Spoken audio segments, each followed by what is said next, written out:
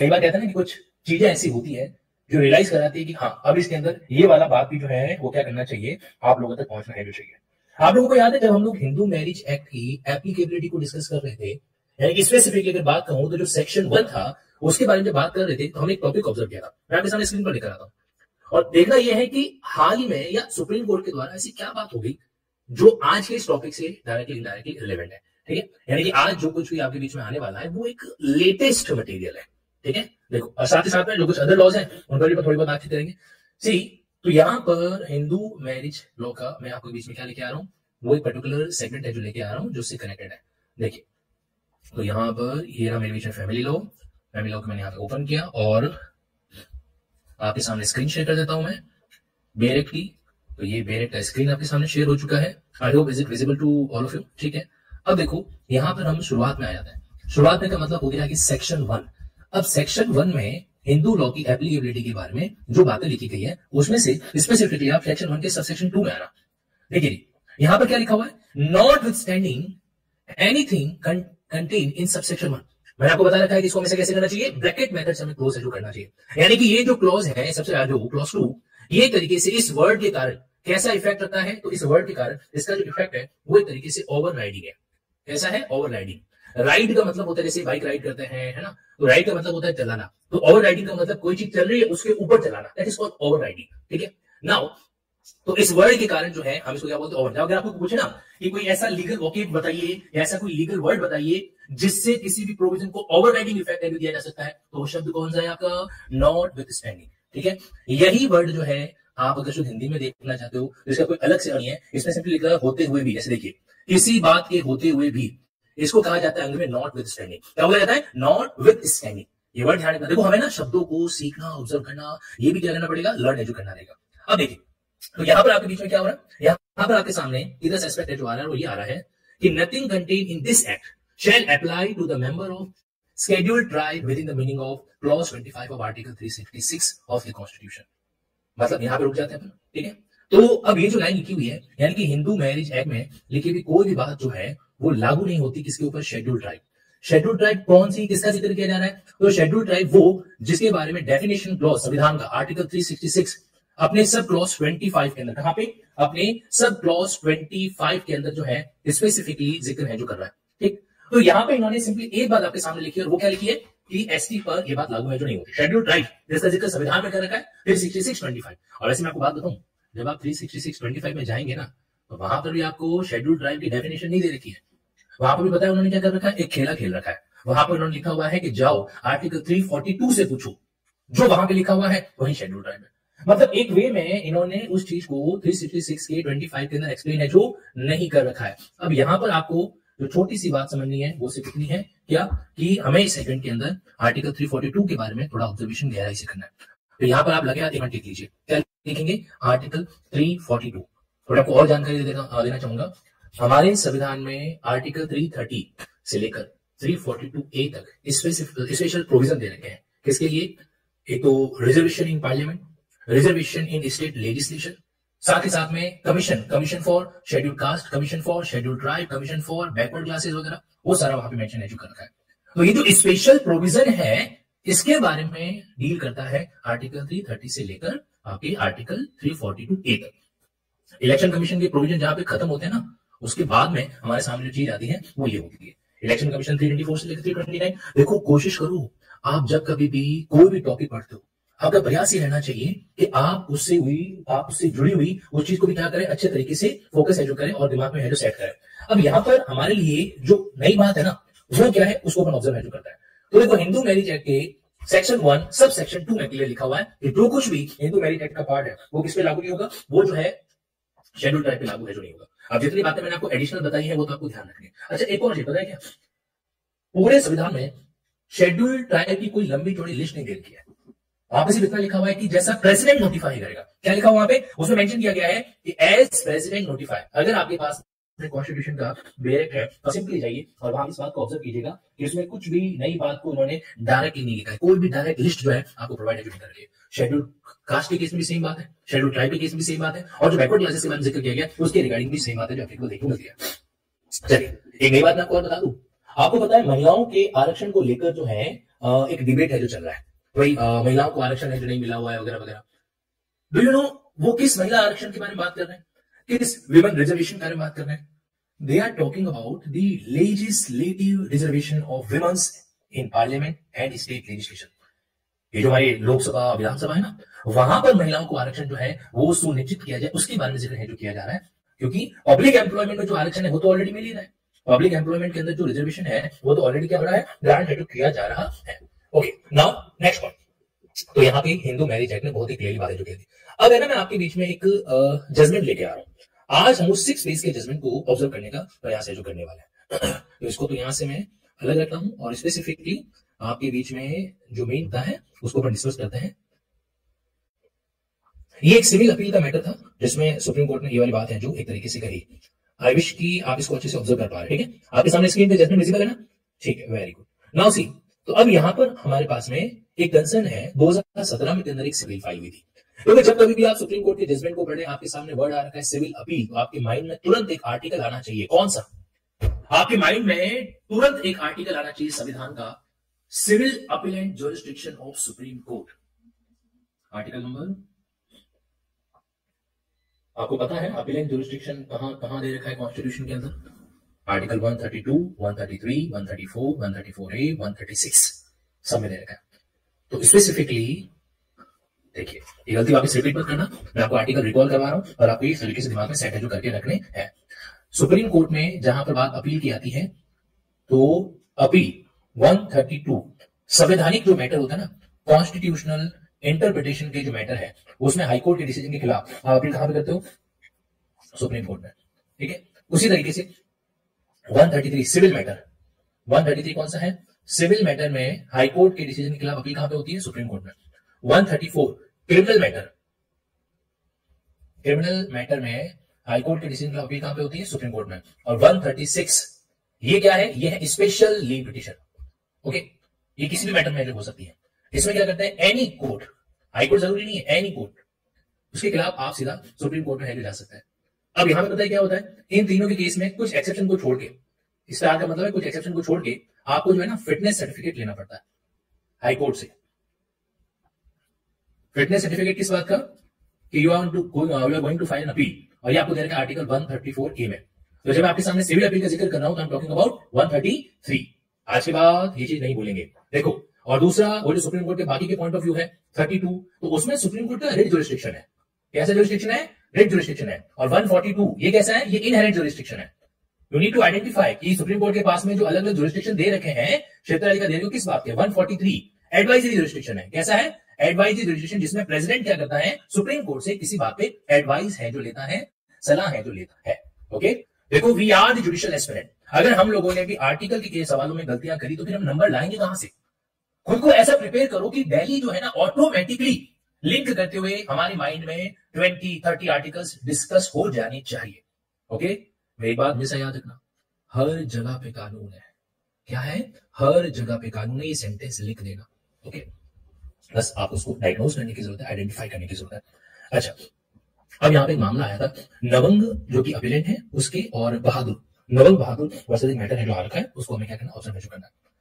क्योंकि ये digitally signed document है तो शायद इसके ऊपर मैं मार्क नहीं कर पाऊंगा, मैं इसकी कॉपी तैयार करवा के फिर कर सकता हूँ, लेकिन अभी वैसा नहीं करूंगा। ठीक, अभी सिर्फ आपको स्क्रीन पर दिखा देता हूँ। या फिर मैं काम कर सकता है ना, मैं मार्क दूसरे तरीके से तो कर ही सकता हूँ। जब घी सीधी उंगली से नहीं निकले तो दुनिया क्या कहती है? बताओ बताओ बताओ, क्या कहती है दुनिया? अगर घी सीधी उंगली से नहीं निकले तो उंगली टेढ़ी करनी पड़ती है। हालांकि टेढ़ी उंगली से पता नहीं कैसे निकलता है। मैंने शुरू से जो छोटा था मैं ट्राई किया था, निकला नहीं कुछ खास, बस खाली वो उंगली की जितना चिपकता है ना घी उतना ही निकला। शायद उसका मतलब कुछ और होता होगा। फिर ऐसे टेढ़ी करके आप इसको हैंगर बना लो और हैंगर के अंदर क्या करो, किसी ग्लास को इस तरीके से हैंग कर दो और फिर उस घी की बर्नी को उसको डालो तो ग्लास भर के आप निकालोगे। आप क्या सीधा करने से तो वो किसी भी बर्नी को हैंग कर नहीं सकते ना, शायद ऐसा होता होगा ना। करेक्ट, माइट भी पुरानी चीजों के अलग अलग लॉजिक है जो होता है। अब देखिए टेंशन, तो हमने क्या कर दिया, यहाँ पे उंगली कर दी टेढ़ी, और बेसिकली अब यहाँ पे मैं लिख सकता हूँ सी। तो सिविल अपील का मामला आर्टिकल कौन सा हो गया? 133। ठीक है, लेकिन ध्यान रखना 133 मस्ट बी लिंक विद या must be read with 134A। कितने बदमाश हो, मुस्कुरा रहे हो, मैंने क्या झूठ बोला क्या? हैरी बताओ, कभी ट्राई करना उंगली पैसे करके निकालने का, कुछ नहीं निकलने वाला। नवंग वर्सेस बहादुर, नवंग वर्सेस बहादुर ये अपीलेंट है और ये कौन हो गया? रेस्पोनेंट है जो हो गया। ओके, ठीक, एक बार याद रखना, अक्सर रेस्पोनेंट की स्पेलिंग लिखते समय हम है ना ई की जगह पर ए लिख देते हैं। ओके, ये गलती मैं भी किसी जमाने में किया करता था। रेस्पोंडेंट की स्पेलिंग में ए नहीं आता है, रेस्पोंड RESPOND, ठीक है, रेस्पोंड END, राइट। लेकिन वहीं पर अपीलेंट की जो स्पेलिंग होती है ना उसमें ए आता है। अटेंशन, छोटी सी बात है लेकिन असर बड़ा करती है, ठीक। तो यहाँ पे क्या लिखा हुआ है, यहाँ पे APPEL, तो ये तो आपके सामने EAL होता है, अपील, ठीक। और अपील से वर्ड बना है APPELLANT, यहाँ पे आ रहा है ए, ठीक है, और यहाँ पे जो वर्ड आ रहा है वो आ रहा है ई, रिमेंबर।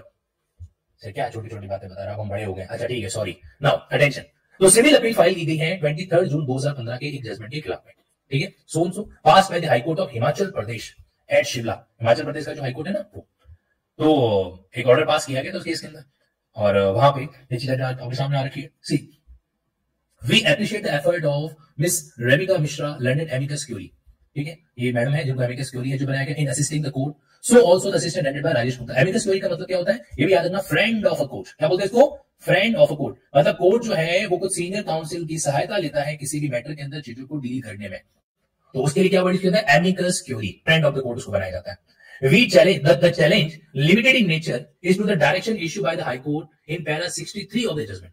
तो ये जो जजमेंट का जिक्र कर रहे हैं तो उसके पैरा नंबर 3 में, पैराग्राफ 63 के अंदर जो है कुछ बात की गई है, उसको लेकर मामला जो है वो चैलेंज होके कहां पर आ रखा है, आपकी सुप्रीम कोर्ट में जो आ रखा है। Remember, friend of the court, court friend and court friendly, court friendly तो अलग चीज जो हो जाता है, ठीक है, फ्रेंड ऑफ द कोर्ट इसके लिए एप्रोप्रिएट वर्ड हो जाता है। कोर्ट फ्रेंडली मतलब जैसे वकील क्या होता है, वकील कोर्ट फ्रेंडली होता है, कई बार धमकी नहीं देता कि मेरे से बच के रहना, मेरे को तो कोई दिक्कत है नहीं, 4 फाइलें लेके जाता हूं, एक और फाइल लेके जा सकता हूं, बस इतनी सी बात वहां पर एप्लीकेबल होती है।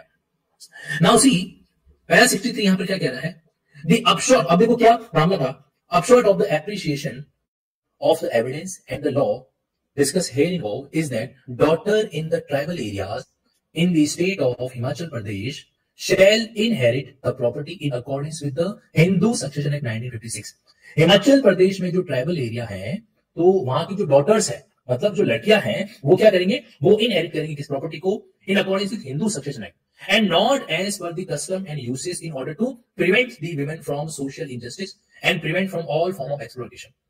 अब इन्होंने क्या कहा, इन्होंने कहा कि जो कस्टम यूसेस हैं उसके अकॉर्डिंग नहीं, हिमाचल प्रदेश के जो ट्राइबल एरियाज की कंसर्न है वहां पे जो कैरी किया जाएगा वो किस तरीके से किया जाएगा, वो एक तरीके से कैरी किया जाएगा according to what, according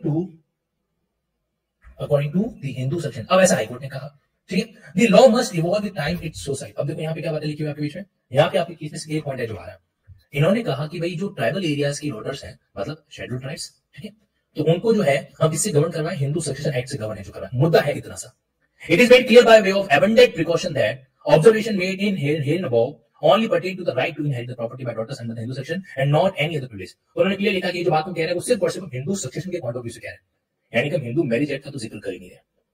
okay, ये उन्होंने क्लियर कर दिया कि ओनली कौन सा अधिकार, right to inherit the property. अब ये मामला है यहाँ पे। अभी तक हम लोगों ने हिंदू मैरिज एक्ट की एप्लीकेबिलिटी को देखा, आज हालांकि हमारा टॉपिक नहीं है, बट मुझे बताओ क्या हम हिंदू सक्सेशन एक्ट की एप्लीकेबिलिटी वाले सेक्शन को तो देख सकते हैं ना, क्योंकि वो लगभग सेम होता है, एक जैसा होता है। अब आइए जरा यहाँ पे मैं आपको लेके चलता हूँ, एक बार साइड में रखते हैं और वापस आते हैं कि हिंदू सक्सेशन एक्ट जो है वो क्या कह रहा है। अटेंशन, तो मैं आपको वापस लेके जा रहा हूँ फैमिली लॉ के सेगमेंट के अंदर, और वहां पे जरा इस चीज को आप क्या करना, ऑब्जर्व कीजिएगा। अभी हमारा family law, Hindu marriage act side में रखते हैं और आगे बढ़ते हैं। यहाँ पर आगे बढ़ने का मतलब हो गया कि उसका अगला कानून है वहां पर मैं आपको लेके चलता हूँ। हाँ, ये कौन सा आ गया, हिंदू अडॉप्शन। हमें चाहिए हिंदू सक्सेशन, तो अडॉप्शन को भी एक बार के लिए अलग रखो। ये एक्चुअली मैंने आपके सामने ब्रेक ओपन कर रखा है, सो इस ब्रेक में जो है वो सारी चीजें आपके बीच में, ये रहा हमारा हिंदू सक्सेशन एक्ट, ठीक है। आई विश विजिबिलिटी क्लियर है आप लोगों को, ये दिखाई है जो यहाँ पे दे रहा होगा, ठीक है। अब देखो आगे, तो इसमें सेक्शन 1 और 2 वो कुछ बात कर रहे हैं स्पेसिफिकली, इसके बारे में शॉर्ट एल क्या रहेगा, एप्लीकेशन ऑफ एक्ट क्या रहेगा। तो यहाँ पे सेक्शन 1 में लिखा है कि पूरे भारत में लागू होगा, कोई दिक्कत वाला बात है नहीं यहाँ पे। फिर ये जो सेक्शन 2(1) है ना, ये ठीक वैसा ही है जैसा हिंदू मैरिज एक्ट में लिखा हुआ, जैसा हिंदू मैरिज एक्ट में आता है ना एप्लीकेबिलिटी को लेकर, वही बात यहाँ पर भी है। अब आप सीधा के अंदर यहाँ पे आ जाइए, notwithstanding anything contain in subsection 1, nothing contain in this section shall apply to the member of scheduled tribe within the meaning of clause. मुझे बताओ क्या ये वही बात है जो एचएमए हिंदू मैरिज एक्ट में लिखी हुई थी, यस और नो? यस, बात तो वही आ रही। तो फिर मामला कैसे हो गया, हाईकोर्ट ने ऐसा कैसे कह दिया हिमाचल प्रदेश वाले केस में जो हाईकोर्ट है, तो ये आपके सामने मैं ना क्या लेके आ चुका हूँ, clause 2 section 2 Hindu succession act का लेके आ चुका हूँ, और आपने आपके सामने स्क्रीन पर ऑलरेडी ऑब्जर्व करवा दिया। तो बेसिकली आगे देखिए, तो इस टॉपिक में आगे हम बढ़ते हैं और यहां पे आ जाइए। दिस कोर्ट, अब इन्होंने कुछ और भी जिक्र जो कर रखा है, एक पुराना मामला था तीरथ कुमार वर्सेस दादूराम। अब ये कोई पुराना जजमेंट था तीरथ कुमार वर्सेस दादूराम के केस में, तो उन्होंने ये ऑब्जर्वेशन है जो करते हैं, the party to the present litigation, list का मतलब होता है लिटिगेशन, एम क्योंकि हिंदू, याद रखना LIS, आपने देखा लिस्ट पेंडेंस, लिस्ट पेंडेंस का मतलब क्या है, पेंडेंस का मतलब पेंडिंग, लिस्ट का मतलब लिटिगेशन। यहाँ जहां कहीं भी आपको वर्ड दिखाई देता है लिस्ट, इसका मतलब होता है लिटिगेशन, जो भी कानूनी कार्रवाई है जो चल रही है। Aim to be Hindu and therefore ask there they be governed by the Hindu law in matters of inheritance. The High Court has disallowed this contention on the ground that parties are member of Swarat tribe which is notified, देखो लिखा हुआ है notified, कौन notified करता है, president, under Article 342 of the Constitution of India. The constitutional position in regard to Article 341, 342 which deal with the scheduled caste and tribe respectively has been delineated by constitutional bench of this court in Balaji versus Mysore. देखो SC/ST के case में ये जो Balaji versus Mysore वाला मामला है, इसने बहुत कुछ बता रखा है। SC/S में बालाजी वर्सेस मैसूर का जो निर्णय है उसने क्या कर रखा है, बहुत कुछ एक्सप्लेन है जो कर रखा है, और उसका एक पैराग्राफ इन्होंने यहां पे बता रखा है। क्या पैराग्राफ है, देखो ये जो टॉपिक हम डिस्कस कर रहे हैं ये एक पॉइंट ऑफ व्यू से बहुत इंपॉर्टेंट है। पता है कौन सा पॉइंट ऑफ व्यू, एक मुद्दा चलता है कि आखिर जो शेड्यूल कास्ट शेड्यूल ट्राइब वो है तो हिंदू ना, हिंदू है तो हिंदू को फॉलो क्यों नहीं कर रहे, या कर भी रहे हैं तो आखिर क्यों उनको इस कानून के तहत जो है कवर नहीं करवा रहे या कवर नहीं हो रहे। तो देयर आर टू डिफरेंस, नहीं करवा रहे या नहीं हो रहे, दोनों में अलग है। अब जरा इसको समझिए, बालाजी वर्सेस मैसूर केस में क्या ऐसा पैराग्राफ था, लेट अंडरस्टैंड। देखो एक जजमेंट के अंदर में अलग अलग जजमेंट है, जो पहले ऊपर क्या मामला रखा है, तीरथ सिंह वाला जजमेंट है। तीरथ सिंह के केस में ये भाई 342 के तहत जो लोग आते हैं उसके ऊपर हिंदू का कानून लागू नहीं कर सकते, ठीक है ना। बालाजी मैसूर में क्या लिखा हुआ, इट वाज रियलाइज्ड दैट कि जो भारत की सोसाइटी है, Indian society, there were other classes of citizens who were equally or maybe somewhat less backward than the scheduled caste and tribe. मतलब कुछ ऐसी जातियां हैं, कुछ ऐसे नागरिक हैं जो कंपैरेटिवली कम पिछड़े हैं, and it was thought that some special provision ought to be made even for them. तो article 34(1) provide for the issue of a public notification specifying the caste, race, tribe which shall for the purpose of be deemed to be scheduled caste either in the state or the union territory as the case may be. यहाँ पे इन्होंने गलत लिख दिया, it's not 34(1) it's 341, ठीक है, typing mistake है यहाँ पे, ओके। अब आप देख रहे हो टाइपिंग मिस्टेक कहां हो रही है, सुप्रीम कोर्ट के जजमेंट में हो रही है। तो जब सुप्रीम कोर्ट के जजमेंट में थोड़ी बहुत टाइपिंग मिस्टेक होती है तो फिर लिंकिंग पब्लिकेशन में कहीं पर भी कुछ ऊपर नीचे हो जाता है तो ज्यादा बैंड नहीं बजाना सपोर्ट टीम का। मतलब एग्जांपल दे रहा हूं कि मानव प्रकृति जो है वो क्या होता है, गलतियों का पुतला जो होता है हो जाती है। तो ये 341 है यहाँ पे, provide for the public notifications वगैरह वगैरह, जैसे 342 भी है। Similarly, Article 342 makes a provision for the issue of public notice in respect of scheduled tribe. Plus, Article 338(3), it is provided that reference scheduled caste and scheduled tribe shall be considered as including reference to such other backward classes as present on receipt of report of commission. Article 340 में ये जो भी commission है ना, 338 वगैरह, तो ये president को रिपोर्ट देती है और उसको बड़ी प्रेसिडेंट क्या करता है, डील जो करता है। It would thus be seen that provision contemplate that some backward classes may by the president be included in scheduled caste. मतलब बालाजी वर्सेस मैसूर केस में ये कहा गया कि भाई कुछ जातियों को हम क्या कर सकते हैं, शेड्यूल कास्ट के अंदर या शेड्यूल ट्राइब में इंक्लूड कर सकते हैं, लेकिन उसके लिए आपको क्या करना पड़ेगा, प्रेसिडेंशियल ऑर्डर है जो पास करना पड़ेगा। तो इतनी सी बात होगी, यानी कि क्या कोई बैकवर्ड क्लास जो है वो एक तरीके से शेड्यूल कास्ट में या शेड्यूल ट्राइब में इंक्लूड की जा सकती है क्या, बिल्कुल की जा सकती है, ओके। चलिए ये बात होगी। और भी इन्होंने एक मिलिंद वाला, Maharashtra versus Milind, by which of so and so वगैरह जो है, president is empowered to issue public notification for the first time specifying the caste, और उसके बाद में क्या कर सकता है, उसमें अमेंडमेंट कर सकता है, चैलेंज कर सकता है, सो एंड सो। अब यहाँ पे बातें ठीक है, एक हाईलाइट कर रखा है जब उसको पढ़ता है। In this view a caste is schedule caste or a tribe is scheduled tribe only, point to be noted my lord, only if they are included in the president order issue under article 341 342 for the purpose of constitution, जहां पे president क्या करता है, अपनी power exercise करता है, और वो पावर कौन सी, जो उसको प्रेसिडेंट के द्वारा, मतलब constitutional schedule caste order 1950 and constitutional schedule tribe order 1950 के तहत दी गई है। मतलब इसके तहत प्रेसिडेंट के पास क्या पावर है, होते हैं। Consequently, some orders issue under the said article in relation to the union territory and other state, and there have been certain amendment in relation to order issue. तो ये बेसिक सी बात बताए, चलो ठीक है। हाल ही में देवेंद्र, पंजाब वर्सेस देवेंद्र सिंह, ये जजमेंट बगावत के सुर लेके आया था, अगर आपको याद हो तो, है ना, भारत बंद का ऐलान जो इस तरीके से सामने आया। तो 7 जजेस की जो बेंच है, state of Punjab versus Devendra Singh, देखो मैं आपको बताता हूं, यहां पर आपके बीच में आ गया,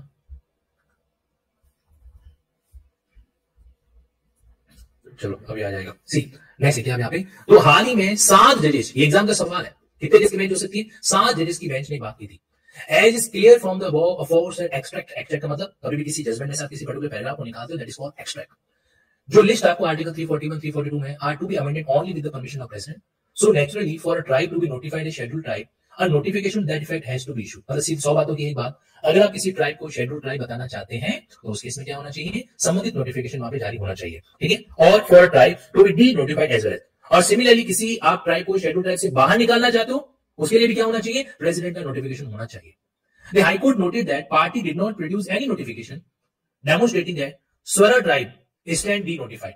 मतलब पार्टीज ने कोई ऐसा नोटिफिकेशन नहीं बताया जिससे स्वरा जो ट्राइब है उसको वापस डी नोटिफाई किया। तो होता है नोटिफाई, नोटिफाई का अपोजिट होता है डी नोटिफाई। जैसे लिस्ट करना, डिलीट करना, अनलिस्ट करना, उसी तरीके से नोटिफाई और denotify. There is no possibility of a different view on this position, ठीक है। तो हिंदू सक्सेशन एक्ट, तो आप आ जाओ वही बात जो मैं थोड़ी देर पहले समझाई। और आप ये भी नोटिस करना कि जब बेरेट की किसी बात को ढंग से समझा हुआ होता है ना, तो वो चीज हमें किसी जजमेंट में दिखाई देती है तो हम कंफर्टेबल जोन से बाहर नहीं जाते। See at S 1956 at the very outset, मतलब clear understanding plain language, at the very outset का मतलब अपनी प्लेन लैंग्वेज के अंदर एक बात है जो कहता है, क्या कहता है, सी it is as to whom the legislation would apply, कि कानून कहां पे लागू होगा, and it is clearly stated that scheduled caste and tribe shall be outside the preview of the application। अब यहाँ पे ये वर्ड नोट करने लायक है, शेड्यूल्ड ट्राइब तो लिखा हुआ है, शेड्यूल्ड कास्ट के बारे में भी क्या वहां पे जिक्र है जो किया हुआ है क्या, तो आंसर है नो। फिर भी इसको पढ़ेंगे, shall be outside the preview of application, क्योंकि अभी तक हमने हिंदू सेक्शन है कि सारी बातों को ऑब्जर्वेशन नहीं कर रखा, माइट भी पीछे जाए सेविंग क्लॉज है जो हो। अब इन्होंने यहाँ पे क्या लिखा, शेड्यूल्ड कास्ट वर्ड भी यूज किया, शेड्यूल्ड ट्राइब भी यूज किया, तो ये हमारे लिए एक रिसर्च का एक और टॉपिक हो गया, क्योंकि हिंदू मैरिज एक्ट में तो कई बार शेड्यूल्ड कास्ट को बाहर करने की बात थी, तो क्या हिंदू सक्सेशन एक्ट में शेड्यूल्ड कास्ट को भी बाहर रखा गया, लेट्स सी। लेकिन क्लॉज 2 हम लोग पढ़ के आए, क्लॉज 2 किसके बारे में बात कर रहा है, एसटी के बारे में, और यहाँ पर इन्होंने जिक्र भी किया क्या, मेंबर ऑफ शेड्यूल्ड ट्राइब भी है जो कर रखा है। चलो, the word of the section are explicit, SHA 1950 can not apply to scheduled tribe. यहाँ तो हम भी एग्री करते हैं, शेड्यूल्ड ट्राइब हमने भी पढ़ा। This position of law is well settled, we may reproduce with profit of observation made in certain judgment of this court. अब इन्होंने अलग अलग बातें हैं जो बताई कि भाई क्या है। अब मैं आपको सीधा मेन इस मुद्दे पर लेके आ जाता हूँ, यहाँ बैठिए, हैंड्स इधर इधर, तुम लोग सो तो नहीं गए हो, 5 मिनट का और टॉपिक बचा है, अलर्ट रखना एकदम। हाँ, सी हैंस, इसलिए more so in view of the provision of section 2 of Hindu succession act, no such direction extracted supra, supra का मतलब जो ऊपर दे रखा है, ठीक है। एक तो होता है सुप्रा सांप हो जाना, वो अलग चीज है, उसका मतलब है सब कुछ खत्म कर देना, एक है सुप्रा यानी कि जो ऊपर है जो दे रखा है, ठीक है। Could have been issued by the high court, could have been का मतलब समझते हो, दिए जा सकते थे लेकिन दिए नहीं है वर्तमान वाले केस में। More so in the case where the issue was neither directly nor substantially involved in the intra-party appeal arising out of the judgment and decree passed in the civil proceeding.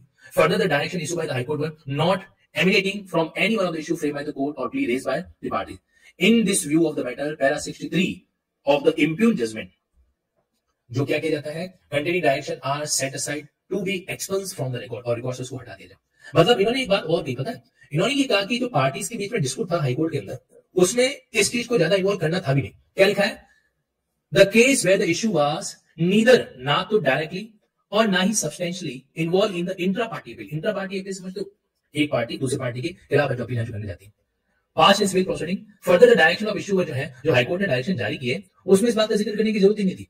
Not emanating from any one of the issue frame, मतलब court को हमेशा judgement जो है, जो issue उसने frame किया उसके according deal करना चाहिए, तो नीड ही नहीं थी। फिर भी उन्होंने बात है जो कहती है सब, तो इसलिए हम उस जजमेंट का पैरा नंबर 63 क्या करते हैं, यहाँ से डिलीट है जो करता है। अब ये बात मैं आपको क्यों समझा रहा हूँ, इसका भी लॉजिक समझना। पता है कई बार क्या होता है, कई बार है ना यूट्यूब वगैरह की दुनिया के अंदर कुछ चीजें इसलिए चलाई जाती हैं कि वो लार्ज ऑडियंस को अट्रैक्ट करे, लार्ज ऑडियंस को क्या करे, अट्रैक्ट है जो करे। शायद हो सकता है कि कल जब ये इस तरीके का निर्णय आपके बीच में आया होगा, तो उस दौरान जैसे आप देख पा रहे हो कि ज्यादा पुरानी वाली बात नहीं है, जजमेंट रिलीज है जो एक तरीके से किया गया है, कल परसों जो किया गया होगा, तो उसमें ऐसा लिखा जाता है कि नया जजमेंट आ गया, आज के बाद शेड्यूल्ड ट्राइब जो है वो हिंदू सेक्शन एक्ट में कवर होगी ही नहीं। आज के बाद क्या होता है, वो तो शुरू से कवर नहीं है। आप समझना मेरी बात को, मैं जो बात आपसे शेयर करना चाह रहा हूं ये है कि शेड्यूल्ड ट्राइब तो शुरू से ही कवर नहीं है, इसमें नया मुद्दा क्या है, ये तो हाईकोर्ट का जजमेंट गलत था जिसको सुप्रीम कोर्ट ने ठीक किया, it's nothing but a minor correction in the high court. तो क्या ये जजमेंट हमारे लिए लैंडमार्क जजमेंट है क्या, नहीं, ये जजमेंट कोई हमारे लिए लैंडमार्क जजमेंट नहीं है। हाँ ठीक है, अब इस 6 पेज के जजमेंट का देखो, लैंडमार्क जजमेंट जब कभी भी होता है ना, तो 6-5 पेजेस में कुछ भी नहीं होता है। लैंडमार्क जजमेंट का मतलब ये हो गया कि 30-40-50 पेज तो कम से कम होने चाहिए, तब जाके लैंडमार्क होगा। संवैधानिक बेंच का जनरली जजमेंट जो होता है तो होता है। इसलिए है ना, हमें इस बात को कभी भी ना ब्लाइंडली फॉलो नहीं करना, मुझे भी नहीं करना, ब्लाइंडली फॉलो नहीं करना है, चीजों को पीछे देखना है एक्चुअली उसमें है क्या, क्या वाकई में ऐसा कोई एस्पेक्ट वहां पे ऑलरेडी है क्या। तो अब मैं आपको एक चीज सिखाना चाहता हूं, इंटरप्रिटेशन एक कानून का वर्ड है, क्या वर्ड है, इंटरप्रिटेशन। निर्वचन जिसको बोलते हैं हिंदी के अंदर। तो इंटरप्रिटेशन का सबसे पहला जो नियम है ना, वो है कि जैसा लिखा हुआ है वैसा समझो। इसको आप प्लेन मीनिंग का रूल भी कह सकते हो, या फिर आप इसको लिटरल रूल भी है जो कह सकते हो। लिटरल रूल का मतलब होता है शाब्दिक अर्थ है जो निकालना, कि जो उसका अर्थ दिख रहा है वैसा ही अर्थ उसको निकालो। तो यहाँ तो क्या था, यहाँ तो हाईकोर्ट ने एरर की। भाई मैंने आप लोगों को लैंग्वेज पढ़ाया, हिंदू मैरिज एक्ट का भी बताया, हिंदू सेक्शन एक्ट का भी बताया, तो उसमें तो लैंग्वेज बिल्कुल प्लेन थी कि भाई शेड्यूल ट्राइब पे जो है ये चीज लागू है जो नहीं होगा। वो तो हिमाचल प्रदेश के शिमला हाईकोर्ट ने गलती कर दी, जिसको क्या किया गया हाईकोर्ट ने। अच्छा, हाईकोर्ट ने पूरे जजमेंट को छेड़ाछेड़ी नहीं किया, उसने सिर्फ उस पर्टिकुलर डिस्प्यूटेड पैराग्राफ को जो है, जहां पे हाईकोर्ट ने बोला कि भाई ये जो है इस तरीके से हिंदू सेक्शन एक्ट पे लागू होगा। कौन सा पैराग्राफ, ये वाला पैराग्राफ, पैरा 63। तो उन्होंने सिर्फ पैरा 63 को एक तरीके से क्या कहा है कि भाई इसमें यहां पर जो है एविडेंस को अप्रिशिएट करते हुए जो ये बात उन्होंने लिखी थी ना, क्या लिखा था इन्होंने कि the law discussed herefor is that daughters in the tribal area in the state of Himachal Pradesh shall inherit the property in according with the Hindu succession act. तो ये जो बात लिखी गई थी न कस्टम के अकॉर्डिंग नहीं होगा, हिंदू सक्सेशन एक्ट के अकॉर्डिंग होगा, ऐसा नहीं। देखो हिमाचल प्रदेश कई मामलों में ना अपनी अलग ही चीज फॉलो करता है। आपको याद है वो दो पतियों वाला मामला, एक महिला ने दोनों भाइयों से शादी कर ली थी ताकि जो है भविष्य में जाके दोनों भाइयों के बीच में झगड़ा नहीं हो, प्रॉपर्टी का डिस्प्यूट नहीं हो। तो रिमेंबर काफी वायरल भी हुआ था, शायद आपको याद हो। कहां का मामला था, उसी साइड का था। तो वहां पे क्या होता है, शेड्यूल ट्राइब्स का कंसर्न है जो होता है। अब मैं आपको लगा एक चीज और सिखाता हूं। देखो क्या होता है कि अक्सर हम लोग, ये जजमेंट आपको शेयर कर दूंगा, आपको चाहिए तो कोई प्रॉब्लम नहीं है, कर दूंगा क्या मतलब कर देता हूं अभी के अभी। यहां पर आपके बीच में एक स्पेशल, ये लो आप पढ़ लेना, लेकिन ऐसे कुछ बात। हाँ, उसमें जो वो बालाजी मैसूर तीरथ सिंह की जो जजमेंट आया था ना, तीरथ सिंह वाला केस था, बालाजी मैसूर था, वो लैंडमार्क है। और वो देवेंद्र सिंह वाला जजमेंट आया था, वो लैंडमार्क है। 3 जजमेंट, तीरथ सिंह, बालाजी मैसूर और एक जो लेटेस्ट वाला मामला था देवेंद्र सिंह। कभी भी किसी जजमेंट को याद रखना है ना, तो उसका पूरा टाइटल याद करने की जरूरत नहीं है। पूरा टाइटल हमें याद नहीं करना है, हमें सिंपली इतना देखना है कि उसमें मेन ऐसा वर्ड कौन सा है जिसके माध्यम से हम उसको सामान्यतः लर्न है जो कर सके। तो यहाँ पे सामान्यतः लर्न करने का मतलब क्या हो जाएगा, नोट कर लीजिएगा, तीरथ सिंह, दूसरा बालाजी वर्सेस मैसूर, और तीसरा कौन सा हो जाएगा, तीसरा हो जाएगा देवेंद्र सिंह। अब मैं आपको एक हिंट देता हूं, आज का जमाना एआई का जमाना है, आर्टिफिशियल इंटेलिजेंस का जमाना। अगर आपको पूरा जजमेंट, ये जो बात बता रहा हूं ना, ये मैं अपने पेट पे लात मार के बता रहा हूं भविष्य के अंदर। क्यों? क्योंकि जब आपको वो सारी टेक्निक्स पता चल जाएगी, जब आपको अपने एंड पे चीजों को समझने लग जाओगे, तो फिर आप लिंकिंग लॉ पे क्यों आओगे, कोई बात नहीं, तो आ गए, अब क्या ही कर सकते हैं, है ना। आर्टिफिशियल इंटेलिजेंस के जमाने में आप एक अच्छा सा ब्राउजर सर्च करो और उसमें उसको ये बोलो कि why the judgment of Balaji Mysore was important, why the judgment of Tirath Singh was important. ठीक है, आपको बस इतना कहना, बाकी वो काम सब कर देगा। भारत देश के किसी भी वकील ने किसी भी आर्टिकल में किसी भी वेबसाइट पे अगर इसका जिक्र कर रखा है ना, तो एआई आपके लिए सब कुछ सर्च करके उसमें से जो काम की चीजें वो निकाल के दे देगा। पूरी बात मजा आ जाएगा, क्या आ जाएगा। तो आज आपका होमवर्क है, क्या होमवर्क है, तीरथ सिंह का जजमेंट नंबर 1, देवेंद्र सिंह का जजमेंट और बालाजी मैसूर का जजमेंट। ये आप लोग क्या करेंगे, एक बार ऑब्जर्व है जो करेंगे, इसको जरूर देखेंगे कि इसमें क्या क्या एस्पेक्ट है जो आपके तीरथ सिंह वर्सेस दादू राम वाला, मतलब उसमें तीरथ कुमार वर्सेस सिंह नहीं, सॉरी, तीरथ कुमार दादू सिंह वाला मामला, फिर आपके बालाजी मैसूर वाला मामला, और मैंने आपको कौन सा बताया था, एक और एड ऑन करना चाहो तो कर सकते हो, महाराष्ट्र वर्सेस मिलिंद वाला मामला, महाराष्ट्र वर्सेस मिलिंद ये वाला मामला, और एक आपके सामने जो 7 जजेस की बेंच ने पंजाब वर्सेस देवेंद्र सिंह का कंसर्न है जो किया था वो।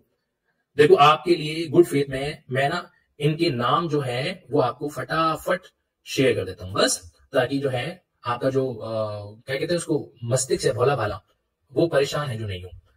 तो ये मैंने ना आप लोगों के लिए शेयर अलग से कर भी दिया। वैसे जो जजमेंट है उसको मैं आज की क्लास के साथ अपलोड भी कर दूंगा, तो आप वहां से उसको क्या कर पाएंगे, ऑब्जर्व जो कर पाएंगे, देख जो पाएंगे। ठीक है, तो ये चीज आपके बीच में, हाँ आई हैव डन। ओके, अब चलो नेक्स्ट पॉइंट पे। अब मैं ना आपको कुछ नई बात बताता हूं, हिमाचल प्रदेश चलते हैं अपन, चलना चाहोगे, तैयार हो। इस मानसिक यात्रा से आपको वास्तविक यात्रा का फल प्राप्त होगा। ठीक है, अटेंशन। तो यहां पे वी हैव हियर, ओके, और अब मैं आपको लेके चलता हूं हिमाचल प्रदेश। देखो आप में से कुछ कैंडिडेट का ये भी कंसर्न है कि सर हमको जीके याद नहीं होता, है ना। आजकल जो है लगभग हर एग्जाम के अंदर जीके के एस्पेक्ट को रिलेट जो किया जा रहा है, और उसको लर्न करना हमारे लिए थोड़ा टिपिकल है। इसका भी सॉल्यूशन है, और सॉल्यूशन का नाम है लिंकिंग। पता है, मेरा आप में से जिस किसी ने भी लिंकिंग लॉ के किसी भी वेरिएंट को लिया है, तो उसमें एक प्रीफेस दे रखा है शुरुआत के अंदर। उस प्रीफेस में एक डायलॉग, एक लाइन मैंने हमेशा दी है, और वो लाइन है, जो याद नहीं होता उसे उससे याद करो जो याद हो चुका। Whatever you can't memorise ना, memorise that part from those thing which are already in your memory.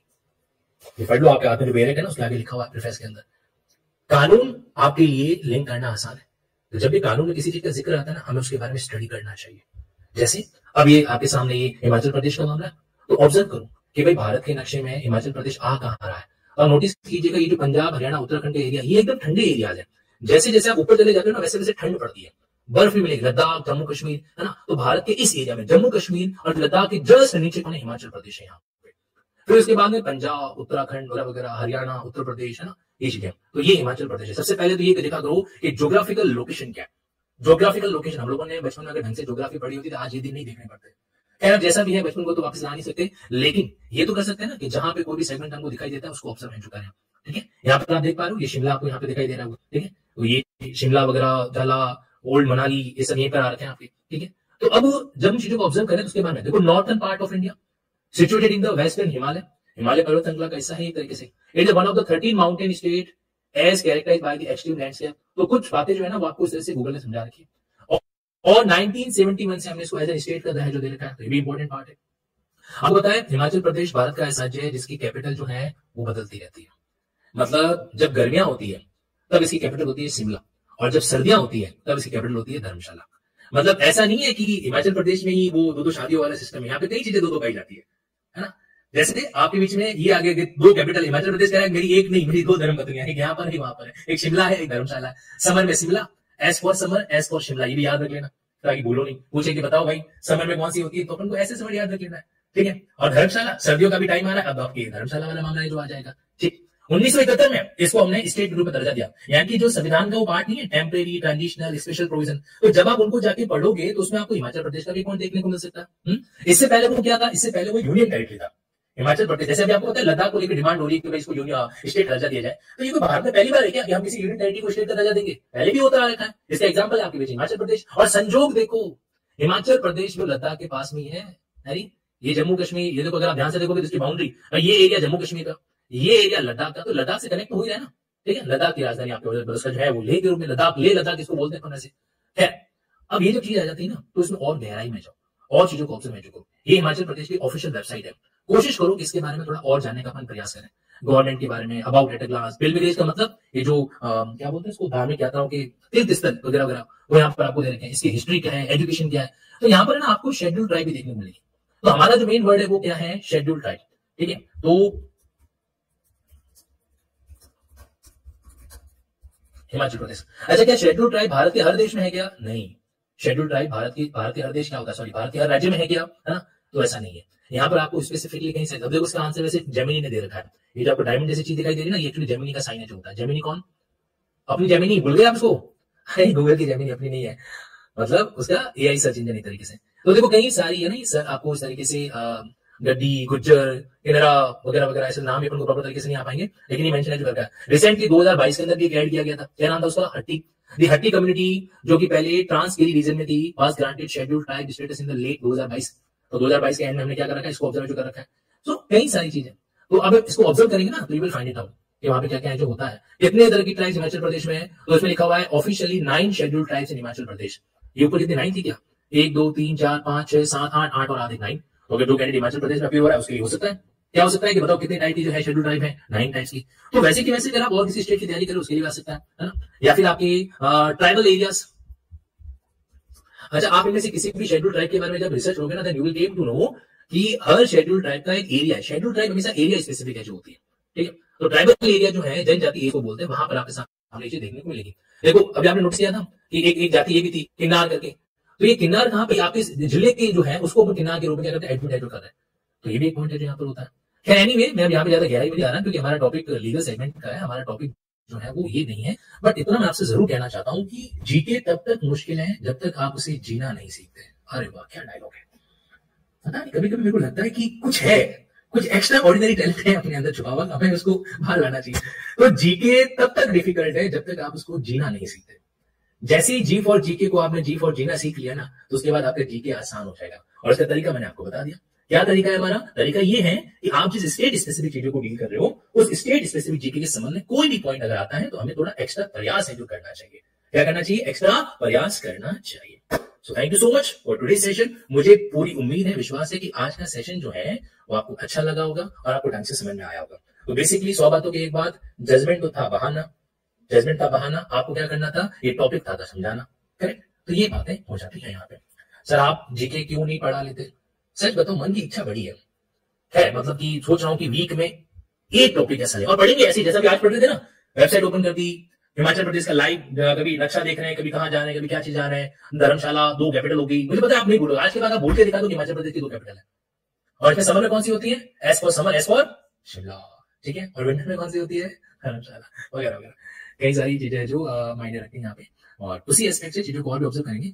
एक जाते जाते एक बात, आप ये होमवर्क है, क्या हिंदू सक्सेशन एक्ट में कहीं पर भी शेड्यूल कास्ट के बारे में जिक्र कर रखा है क्या? That is your homework, okay. आपको क्या करना, ऑप्शन है जो करना है।